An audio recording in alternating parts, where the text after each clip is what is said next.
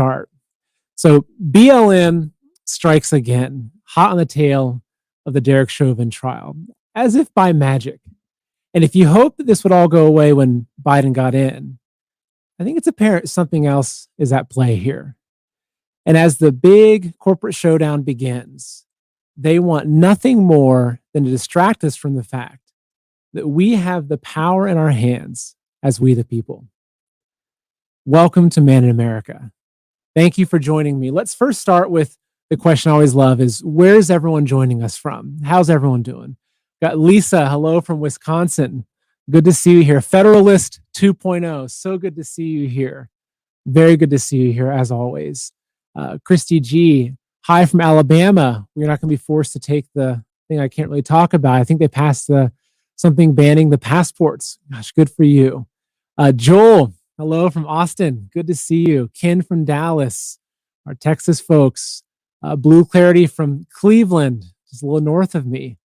Laura, Minnesota. Jackie from Missouri.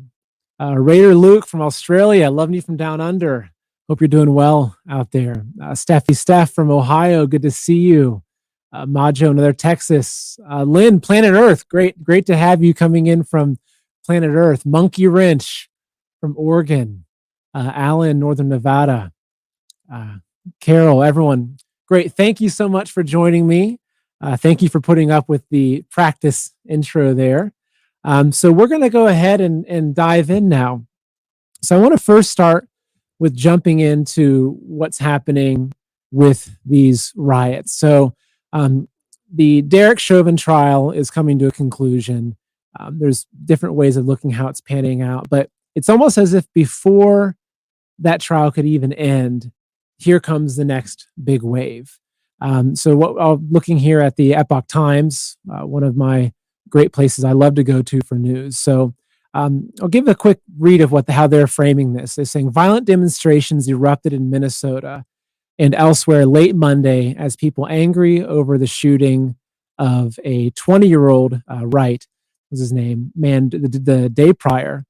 So they're ransacking stores, they're burning down buildings. It's the same thing that we're used to seeing, the same formula that we're seeing, with the BLM riots that really started heavily leading up to the 2016 election.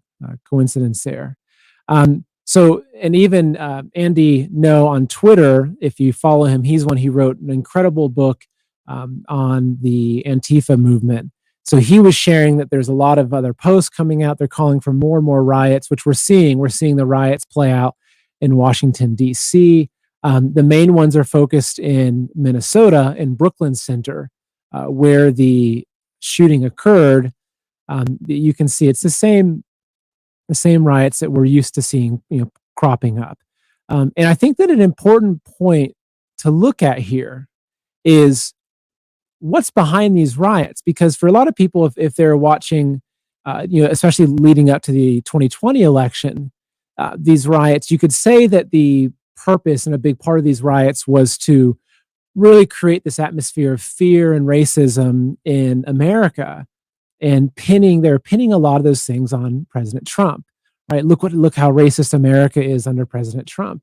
But what you can see now is who's to blame. So now it's Biden in office, yet these are still continuing. And I think that really points out something very important here. What's the bigger picture? What's happening behind the scenes? Now, for one, if you look into the organizations that Black Lives Matter is involved with, and there's a man named Trevor Loudon who I highly recommend you looking into. He's done a few videos, some interviews with the Epoch Times, I think with Jan on America Thought Leaders and Josh on Crossroads. And he actually goes and explains and shows that the exact organizations that are working together with BLM and their ties to the Chinese Communist Party. And I think it's really helpful for us to ask ourselves, well, why are these riots continuing? Okay. And I think that's the question that we should be asking with a lot of things that are happening in our country, is that why is this perpetuating? Well, I'm guessing you're familiar with my perspective on these things. And what I've oftentimes said is that all roads lead to China, right?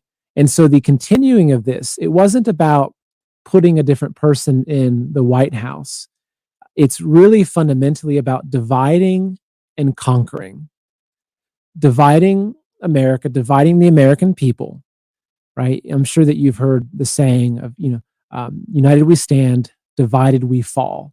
And that's a very, very, very common tactic of what you see in a communist coup.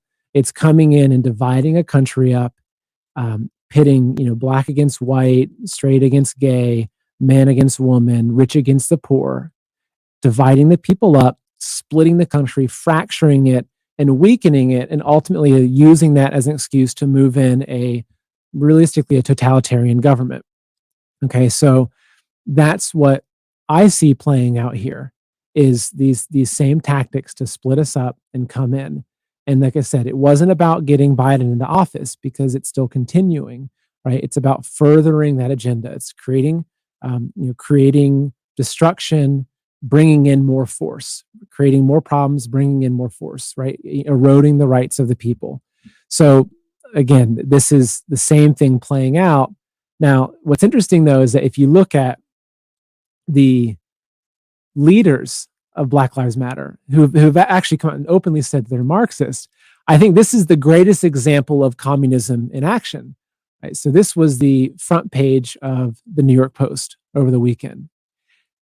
And this, to me, this is the epitome of what communism is, right? So Black Lives Matter took in 2020, I believe it was around $90 million in donations, okay? How much of that do you think went back to the Black communities that really needed that support, whether it was for education, helping, get young men off the streets, we're trying to reduce gang violence. How much that money you think went to there? My guess is very little, right? So what you see is that here's one of the Marxists who was openly, she admitted it in an interview, they're trained Marxists, Black Lives Matter founders, who's buying up millions of dollars worth of very expensive homes, right? So you see on the page here, you've got $1.4 million and three other that are roughly $500,000 homes. And the thing is that this is communism. This is how it plays out. You have, if you're looking at the Black Lives Matter movement, you have all these people on the streets, right? Which in Soviet era, they would have been called the useful idiots, out there pushing forth the agenda, not getting anything. They're just the cannon fodder on the streets. Whereas the people that are at the top of that, they're the ones that are raking in the money. And as much as they're calling for reparations and all these things, look what happens. And so now actually with this coming out, there's a lot of different people within the BLM movement that are calling for an investigation into the founder and some of the other folks and asking how the money is being spent, right? But what's kind of crazy is to think about the next step of this is that this is just a plan happening, carrying out at the beginning. And even this Marxist BLM founder, what happens when the next round of communism comes in? What happens when China starts really exerting even more control, which we want to prevent that from happening, but it's people like her that are the next to go, right? She's not going to be able to keep these mansions, right? She's just the useful idiot of the next level up that's being used to push forward that agenda. So again, it's just, if you look at what's happening, right? If you look at what is the agenda behind all the things on the surface, you can see the same thread of this communist coup. Okay. So looking again, now this is another example of, this is looking at how big tech is playing its part in this. And so this is very interesting. If you've seen before, I've talked a lot about censorship. Okay. And this is a very important point in the plot to steal America. The video that ended up going viral that President Trump shared was the first video that I put out there. I talked about the difference between Google and DuckDuckGo. Okay, so this is a really important thing to look at. So if we go to DuckDuckGo and we search for riots today, right? Let's look at what are they showing us? What is the news that's coming up? Okay, Dante Wright, shooting aftermath. They're talking about the protests in cities across America. This is Fox News. the interestingly enough, broadcast networks avoid calling chaos in Minnesota a riot, of course, right? It's a peaceful protest where they're burning buildings down, right? So then you've got, these are all covering the news. Now, what do you think would happen if we go do the same search in Google, right? Let's do that. Let's look at, what does Google show us? How interesting. You search for riots today in news in Google, and you're going to see, wow, the Capitol riot. The next article, January 6th changed everything. There's a big difference. Okay, here you have a Fox article about Minnesota, but then again, it goes down, and then you see it's still talking about the Capitol riots. And now you've got also, it's covering riots in Northern Ireland.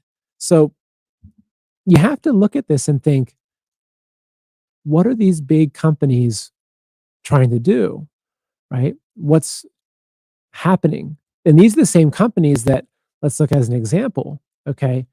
We know that Amazon, which was what we're going to get into later in this, Amazon has been one of the biggest supporters of the BLM movement. They have even on their website, they've highlighted Black community business, Black-owned businesses. They've been so forward in pushing this agenda. Even they've been removing books from their website for hate speech. Not to mention Jeff Bezos, who also owns the Washington Post, which has been, as you've seen, they've been incredibly strong in pushing the agenda. They actually spread a lot of misinformation about President Trump, et cetera. So, but look at this store. This is a Whole Foods. This was happening over the summer, right? This is a Whole Foods. I forget which community this was in. This is where some of the riots were over the summer, with a huge sign that says, "Racism has no place here. We support the Black community." And look what happened. Of course, they're being looted all the same. Okay. So it's apparent to me that there is some sort of bigger agenda behind this, and these companies are involved in it. Target, another example. Target has been so strong in their support of this very liberal agenda. Again, using the Black Lives Matter, pushing for riots and all these things happening. How many Targets have been burned down, looted? They've been one of the main targets. Pardon the pun.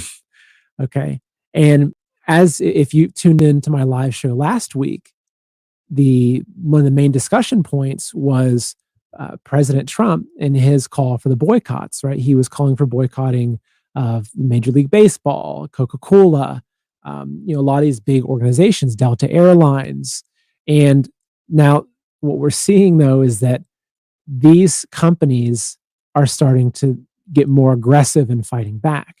Okay, and so one article I wanted to share with you about something that happened, this is over the weekend. So 100 top business leaders met to discuss halting donations to politicians who back, quote, restrictive voting laws, including in Georgia.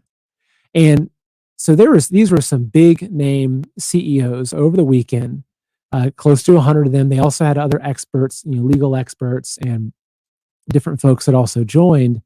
And so basically what these companies are talking about is, on one side, they are they're halting donations to any politicians, right, that are involved in what they say, these new voting laws that are restrictive, right? But if you look into the laws are restricting the ability to cheat. That's the purpose of the law, right? It's voting. It's almost as if, imagine like MLB, right? Even the MLB, who made a big stink about this, they moved their All-Star game. Even for MLB, if you want to go pick up your tickets from roll call, you have to show your ID. Well, imagine if you didn't have to show your ID. Imagine you could walk up and say, I've got tickets for Smith. You say, okay, Smith. Is it Bill Smith? Yeah, those Bill Smith tickets, right? So, of course, they have to have that. So that's the same principle with these states that are working on passing these laws to not to, say, restrict people from being able to vote, but to restrict people from being able to cheat. And the most important kind of the most important thing that happens in our country to choose the next leader. And this comes back to the Constitution, the people's ability to choose the people that they want to lead them, that they give permission to lead them through the democratic process. Okay. So these companies have all come together and they're fighting.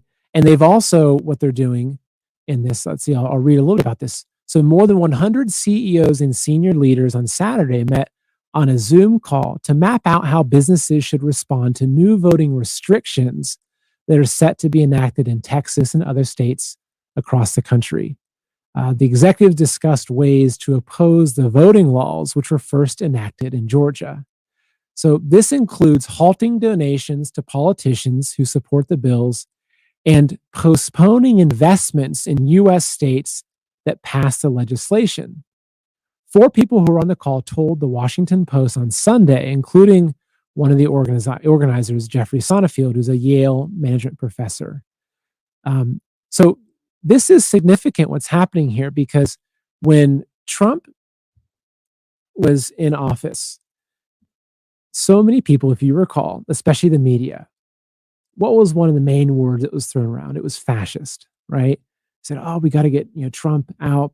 He's a fascist," and they had all these comparisons to Hitler. Okay, well, if you look into fascism, one of the tenets of fascism is really the merger of corporate with government, right? It's government working together with corporations to control the people. Now, you get to the extreme end of things, right? When you have communism, and it's basically, if you look at China, and they basically just control all the corporations. So in China, if Amazon was a Chinese company, they would be under direct control of the Chinese Communist Party, and that's how it would work, right? So, but with fascism, one of the tenets of fascism is the government working together with these big corporations to push these agendas. And so that's what I see playing out here, and perhaps you do too, is what is this? What's happening where you have these big corporations that are really getting involved in politics in a way that we've never seen before, right? So I think that we've seen in the past, and ask yourself, over the past couple of years, have you noticed more companies becoming more woke, I guess you could say, whether what they're posting on their Twitter or their Instagram about, we support this, or look at Nike, right? With Nike's massive campaign with Colin Pumpernickel, right? About him kneeling for the national anthem. When have you seen this before? But this is what's happening. And even as it relates to, the Biden administration was discussing the passports, the medical passports, right? And saying that he would be working with the private companies to roll this out, right? So if you look at what's happening in Georgia, for instance, if Biden himself were to come forth and say, I disagree with these laws in Georgia, I'm going to sign an executive order and I'm going to ban what they're doing, okay, with this. That would be a representation of, and really that's, dictatorship. That's complete authoritarian, with Biden is stepping in and doing that. And that right there would be shredding the Constitution, right? Because the Constitution specifically goes over the power at the state level to manage the election process. So if Biden were to go in and step in and do that and pressure those states to change, then that would be a very, very strong overreach. And I think a lot of Americans would say, look, this is you've crossed the line. The Constitution is fundamentally the document that protects us, and it outlines, how the government should work, and the Bill of Rights. But what happens if behind the door there's collusion between these big companies and the banks that own them and all these different things to carry out that same agenda? And this is a frightening prospect, right? And if you think that there's a lot of choice, I want to bring up a graphic to show you, which is very interesting to look at. So it's, if you want to think that, oh, well, there's different, I'll choose different products. Even in the live show I did last week, talking about Trump calling for the boycott of Coca-Cola, for instance. Well, when I was looking at Coca-Cola products, I realized, oh gosh, one of my favorite water companies I drink is actually owned by Coca-Cola. Okay. So if you look at all of these different companies, and this is what's tricky, even Mars. Okay. So my wife and I were in the process of planting a garden. And we were, maybe a month or so ago, we were working on purchasing our seeds and looking at where to buy our seeds at. And there was a company called Seeds of Change that she had been used, years back. And we went to the website, we're looking at it, I was like, wow, this is, it's been updated. It's got a very kind of nice website. It looks like maybe it got acquired because it had grown. And we looked into who owned that company, which is selling organic heirloom seeds, and it was owned by Mars Corporation, which is just incredible to think about this, right? And so, and I haven't researched all these companies specifically, but I do know that if you look at Coca-Cola or P&G or Unilever, a lot of these companies have come out so strong just in support of BLM, standing up against President Trump, standing up against a lot of the conservative products. So it's really important that we understand what we're up against here. And I think that we're at a point in history where we're realizing, I think, what we're truly up against. I think 5 years ago, 10 years ago, we go to the grocery store, you buy your products. Again, you don't see these big companies. You don't see Coca-Cola taking a political stance, especially a stance or a stance like Nike, for instance, taking a stance that is fundamentally attacking our country and our national anthem, which is what binds us with the patriotism that reminds us of who we are, right? So that wasn't happening 10 years ago, right? But now I think we're realizing it. And I think that for myself and perhaps yourself as well, you're thinking maybe, gosh, it seems almost overwhelming. You look around, all these companies are all owned. They are all being controlled. And it seems like, what do we do? I think we're kind of a little bit trapped. Well, this is where, to me, this is where it gets exciting, right? Is necessity is the mother of invention. And I want to tell a short story that illustrates this. This is an old fable. There is a crow, okay? There's this crow that is near death from dehydration, right? There's a very, very bad drought going on. All the plants are drying up, and this crow, which is near death from having no water, is barely flying around. It goes to the creek bed, to find some water. The creek is dried up. Looks like a desert with cracks. Okay. It flies over to the other watering hole it knew of, dried up. So the crow is barely getting by. And as it's flying, it looks and it sees on the back porch of the farmer's house is sitting this beautiful glass pitcher of water. Perfect. So the crow flies up to the pitcher of water and it goes to stick its face, its head in. And lo and behold, it's a thinner top. The crow's beak gets within 1 inch of the water and it can't get to the water.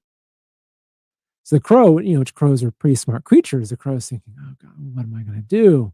It's almost dead. So at first, well, let me see if I can tip it over.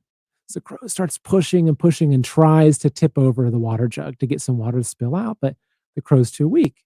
It's near death. Okay. So it can't pick it out. It can't tip it over. So then the crow starts picking at it. He starts trying to, if I can crack the glass, I'll do it. Okay. He's tapping and tapping and tapping. Well, a crow's not a woodpecker. Before long, its beak is just killing it. Okay. That's not going to work either. So crow's thinking and thinking and thinking, how can I get this water? How can I get this water? And it has an idea. What if I start dropping pebbles into the water? And slowly the water is going to rise. So the crow flies around, picks up a pebble, comes back, drops it in, picks up a pebble, drops it in. Okay. Eventually the crow drops in enough pebbles that the water rises up and the crow gets its water. Smart. Right? But it was what led to that was the fact that this crow realized that if it didn't figure out a way to change the situation, it was going to die. And that's what brought that out. So again, necessity is the mother of invention. So what do we have happening here? I think that there's a lot of patriots in America and realistically around the world that see what is coming. They see this big moving force in coordination coming and trying to take down America, which is truly the last bastion of freedom. It represents the one bit of hope in the free world. And so but that necessity, again, to survive, how do we survive, is the mother of invention. So I want to show you two things. The first thing is a website that we discovered called Second Vote. It's This is an incredible website. It's just secondvote.com. So 2ndvote.com. And so what they're saying, the principle behind this is your first vote is at the ballot box. Your second vote is with your wallet. And this is so true. Okay, this is so true because where we put our money, as you can see, these big corporations, if we give them our money, they're going to use that money against us. They're going to take that money, they're going to fuel their campaigns, they're going to push it into more social justice campaigns and more things to push this leftist agenda. It's really this radical agenda.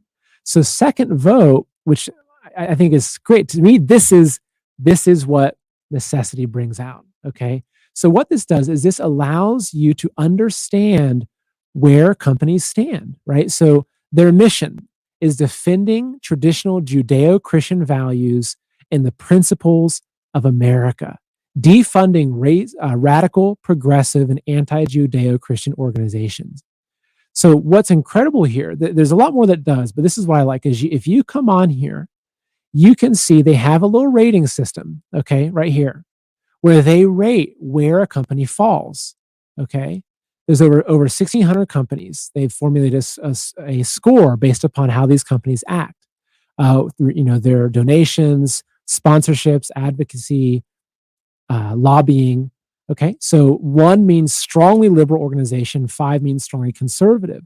So here's what's incredible is you come on here and you can actually search. So I'm just going to go ahead and search all industries. I'm going to search by overall score low to high. Okay, let's see what the companies that rank the worst are. And there are a lot of the ones that you would imagine. It's interesting you can't open the page from Poland. I see someone commenting on that. You might want to look into a VPN, which allows you to kind of access from a different location. That's one way of getting around that. So let's see. Okay. So now look, these are all one, right? These are all of the companies that are the most liberal and supporting the most radical agendas, right? So again, you've got the same things that you've probably seen over and over again. Apple, American Express, which I'm looking at how to replace Apple. That's not an easy one. American Express, BP. Wow, imagine that. Bill and Melinda Gates Foundation. I never would have guessed. Coca-Cola, CNN, Cinemax. So you can come on here. Ford. I mean, how many of us drive Fords? How many of us are using DirecTV? Right? Of course, Google. So you can come on here and you can look and you can see. So if you're looking at buying a new car, for instance, right? You can go check and see exactly where the company that you're looking at ends up falling. Okay. Let's look. I'm actually curious to see, okay, what are the companies that are high to low? Okay. AMAC, American Values, Concerned Women for America, Patriot Mobile, right? I should switch. I think Verizon right now. I should switch to Patriot Mobile as my cell phone provider. Now you can see some of these, they get to be a little more centrist as you have the yellow coming in, but you can see that these are the different companies. Unfortunately, a lot of these companies, there's not nearly as many companies that are conservative as there are very liberal, because they've been at this game for a very, very long time, right? But you can still see, like, even CVS. I didn't know that CVS was actually leaning a little more conservative. I'm happy about that. Okay, so this is just very encouraging. Again, it's secondvote.com. So I highly recommend you taking a look at that. Now, because the one thing, this is what's interesting, is that when I was reading the article and researching the meeting where the 100 CEOs got together, something that they mentioned in that was that they didn't mention Trump, but they said that Coca-Cola, I think it was Coca-Cola and Delta were already seeing a lot of backlash, right? So if you recall, it was just last weekend that Trump put out the statement calling for the strong boycotts of a handful of companies, and he mentioned Coca-Cola and Delta. So that that pushed off something that got things going, so that within a week they're already, I think, panicking, coming forward and saying, "Okay, what are we going to do?" Because people are speaking, right? That's the second vote. And the thing is that that's a true capitalist society. Is that's where the power is in the people. That's true capitalism. And here's an interesting thing that I recently discovered. You'll probably never guess who coined the original term capitalism. You think, oh, was it one of the Rockefellers or one of the business tycoons? No. The person who coined the term capitalism was Karl Marx. Very interesting, because he saw that capitalism and the free market was an enemy of communism. Because in a true capitalist society, which is what America was at one point, I think it's now more crony capitalism, as you see this government and corporate collusion. In true capitalist society, it's the people that use their dollar to cast their vote. So in a true capitalist society, companies like Amazon, they may not exist if enough of us say, you know what, I'm going to cancel you, right? Because I don't appreciate that. I don't like what you're doing for our country.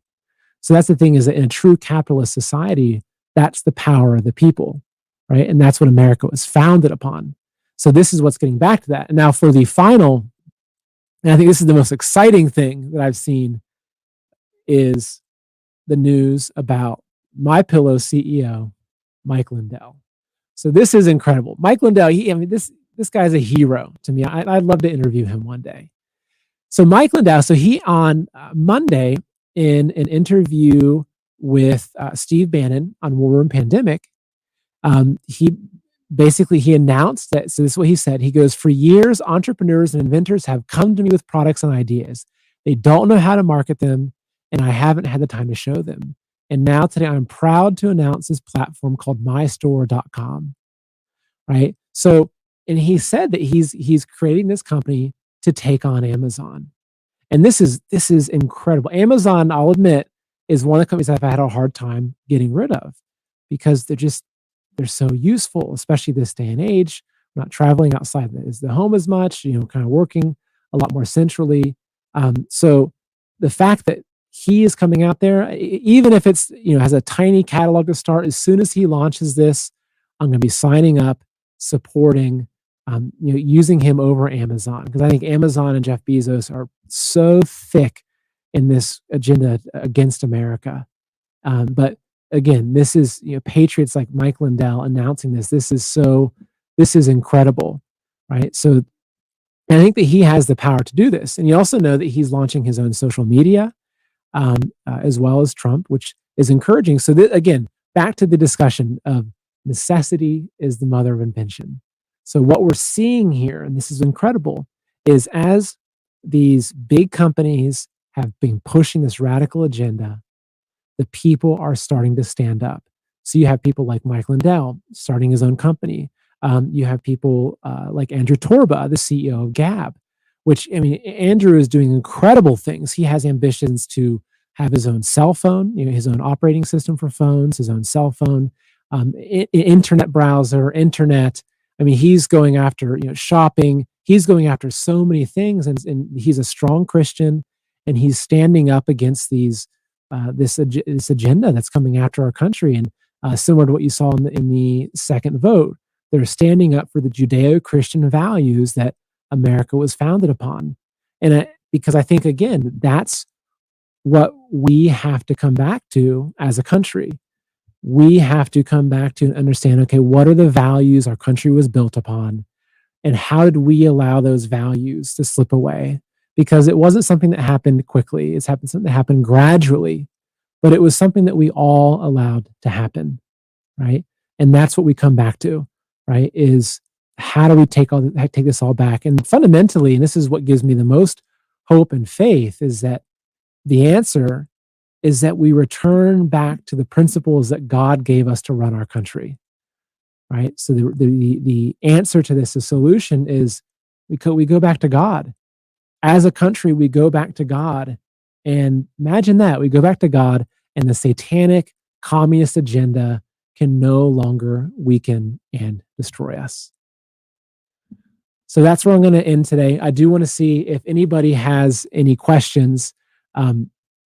I did see that Hiro Tanaka had asked why My Pillow is not 5 rated in the list.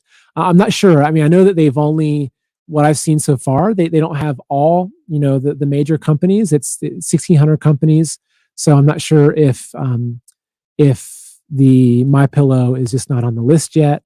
But I'm sure that they're just probably getting started, recently, and so I'm sure they're going to be growing a lot. I'd love to see them start including social media in there, and maybe even having a list of ranking which social media they can use and support.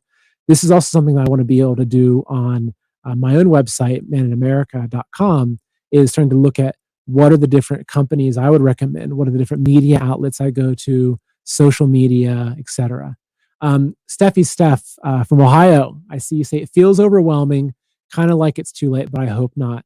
I agree. I have that feeling sometimes, but something's interesting that's happened. I think that it seems like January 6th was a low point, and things have been slowly improving since then. And what gives me hope is when I see people like Mike Lindell, Andrew Torba, the people that started Second Vote, when I see these patriots coming together and standing up for really what's right and what's good, and they want to return our country, they want to help return the country back to its original values. When I interview folks like Curtis Bowers, who was, if you hadn't seen that yet, that was an interview I did last Thursday. And I hear him talking about what he's doing and the response for America. These are the things that give me hope. And I know that it's difficult, but I think that let's try to focus on the positive things that are happening. That patriots are standing up, taking control, and I think fundamentally, for me at least, it's coming back to how can I just root myself more in faith, and that might be faith might mean something different to you. That's okay, right? It's how do we come back to what will give us this higher sense that we're pushing towards something, that this is a battle of good and evil. We've chosen to be on the good side of things, and there's so much strength in that. So two little small announcements. I do see a Joe Panther. Can you interview Lynn Wood? I do want to interview Lynn, though I might have to do that interview off of YouTube. That might be something that would end up being censored. But if I do, then I'll probably would try to put something, probably put some of it on YouTube and then have the rest hosted elsewhere. Actually, 2 questions I see pop up. Penny Gallinger, do you believe the tribulation has started? Yes, I really do. I do believe that the tribulation, or the kind of final battle of good and evil, I believe that we are actually right in the middle of it right now, and we're seeing things come forward. I think that as we move forward, it will become increasingly more important what stance people take on things, whether we want to choose to kind of go towards God, or, as I like to say, I look at, it's either big God or big government.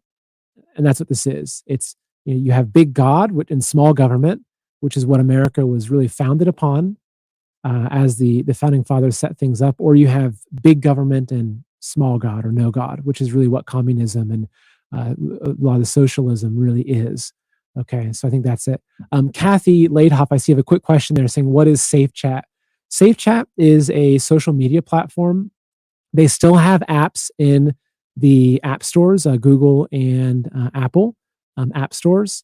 I personally know the founders of it. I can speak to them on behalf of them. I trust them completely. They're people that understand communism very well, understand the importance of free speech.